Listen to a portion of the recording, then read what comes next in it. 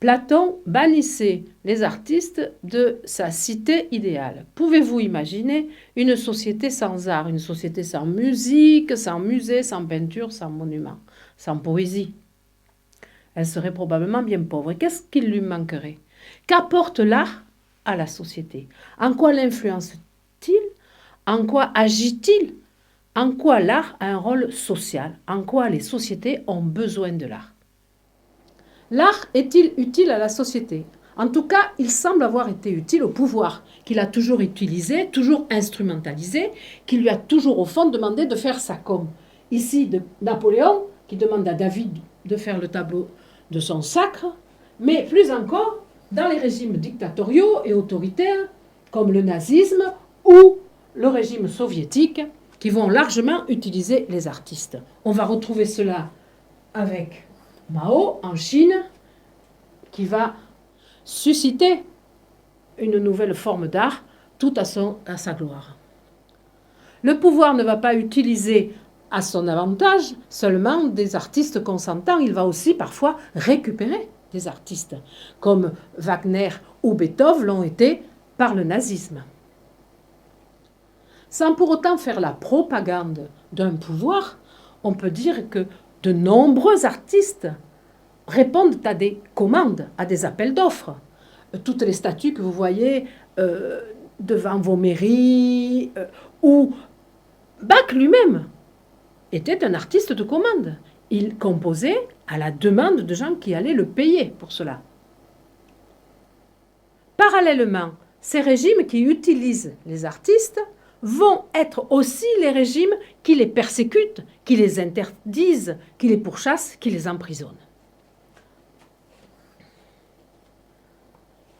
Mao et sa révolution culturelle, les talibans qui vont interdire toute expression artistique, tout enseignement de l'art dans les écoles, toute musique, toute danse, même les photos de famille à l'intérieur des maisons, et la musique et la danse à l'intérieur des maisons. Mais de quoi ont peur ces régimes qui brûlent les instruments de musique et coupent les mains des musiciens? Quelle force habite une chanson, un poème, une peinture? Ils soupçonnent l'art d'inciter à la révolte, voire à la révolution. Ils le soupçonnent d'être subversif. Il est vrai que l'art accompagne très souvent les mouvements de révolte, et pas seulement la musique de nos manifs modernes, puisque depuis les chants révolutionnaires jusqu'aux magnifiques chants de la Commune ou aux chants des partisans pour les résistants, on a vu cette poésie et cette musique suivre, précéder, accompagner les mouvements de protestation. L'art fait souvent plus qu'accompagner les mouvements de révolte. Il les suscite, il propage les idées. Il le fait de façon consciente et volontaire. Pensez au poème Le Dormeur du Val de Rimbaud ou aux Déserteurs de Boris Vian, tous deux dénonçant la guerre. Mais ces régimes qui interdisent l'art n'interdisent pas que l'art engagé contre eux. Ils interdisent toute forme d'art. Par exemple, toute forme de musique, toute forme de danse, qui sont de l'ordre du divertissement, qui ne souhaitent pas, qui ne pensaient pas porter et qui ne portent aucun message. Ça signifierait donc que l'art, en dehors de ce qu'il dit, de son sujet, de ce qu'il montre, est en soi, dans son être, dans son fonctionnement, subversif.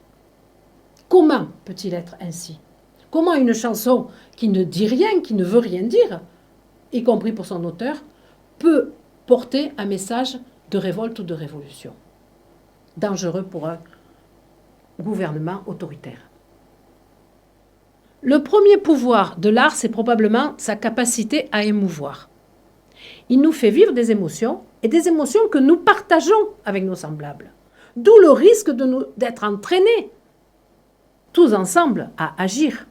C'est bien ce ressort-là qui est utilisé par la musique militaire, par le fait qu'on allait au combat avec un clairon, un tambour au minimum. De façon à ce que les gens vivent sur l'élan émotionnel et non plus sur la réflexion rationnelle. Que peut-on craindre d'une musique sans parole?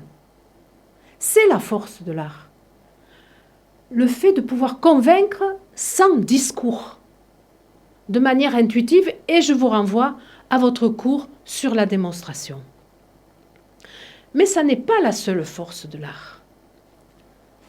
Souvenez-vous, dans la vidéo précédente, nous disions avec Bergson que l'art nous donne à voir l'invisible, ce que nous ne serions pas capables de voir dans la réalité. Prenons l'exemple du très célèbre tableau de Velázquez, Les Ménines, qui représente la famille royale, on va dire, d'Espagne.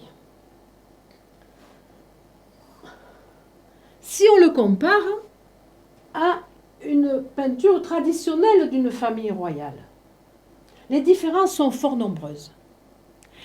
Et chacune d'elles nous porte à penser que Velázquez a voulu représenter une fin de règne, une monarchie sur le déclin, et donc en appeler probablement à un autre système de gouvernement. De nombreux détails prouvent cela. Je ne vous en présenterai qu'un. Dans un tableau classique, à la gloire hagiographique, à la gloire de la famille royale, nous avons le roi et la reine au centre du tableau. Ici, où sont-ils? Ils sont là, dans un miroir dans lequel ils se reflètent, c'est-à-dire qu'ils sont à votre place, hors du tableau. Ils sont décentrés, ils ne sont plus le centre de ce monde. La troisième force de l'art, c'est qu'il recherche le beau, qu'il nous donne à voir du beau, ou à ressentir ou à entendre du beau. Le beau, reportez-vous à Platon, c'est quelque chose d'idéal. Il peut y avoir une esthétique de l'horreur. Ici, Guernica, le tableau de Picasso qui dénonce la violence des franquistes et des nazis. Donc, même le mal devient beau et nous touchons à quelque chose d'idéal. Si vous ajoutez la force émotionnelle,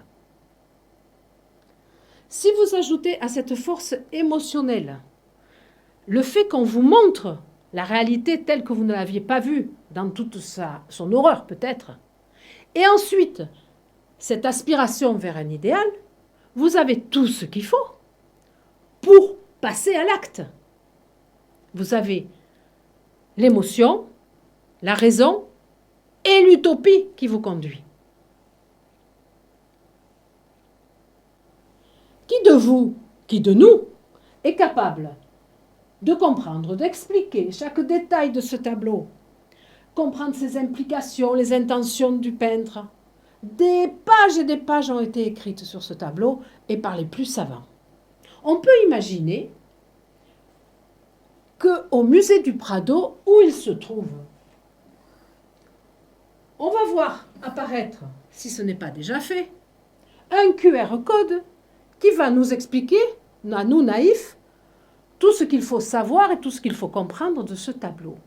Est-ce à dire que l'art est une affaire d'initiés, réservée à une élite, à un petit cénacle, à une classe sociale?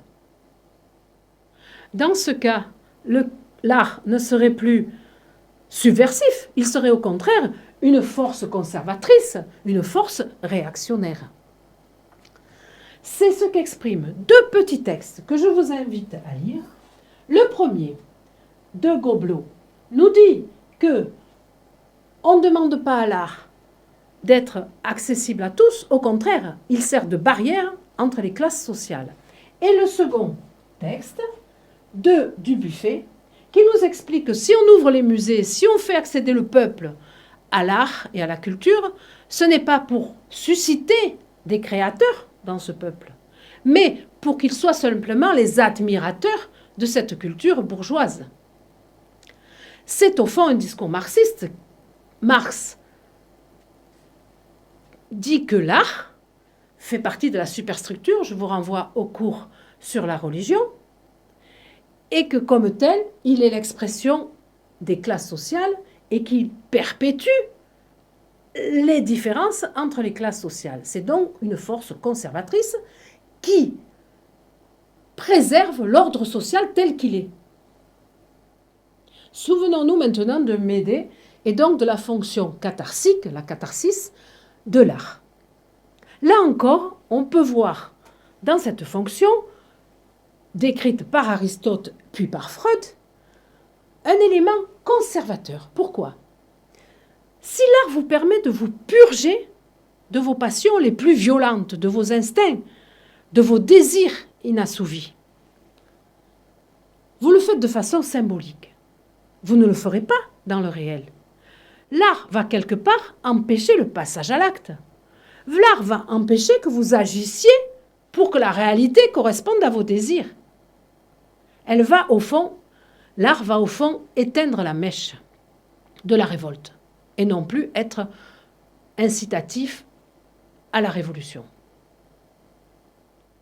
Pour Marx, la religion, c'est l'opium du peuple, disait-il, parce qu'elle endort les souffrances du peuple, en lui racontant que grâce à elle, il va gagner le paradis, par exemple. Les endormant, elle l'empêche d'essayer de changer les choses, de se révolter, de changer sa situation.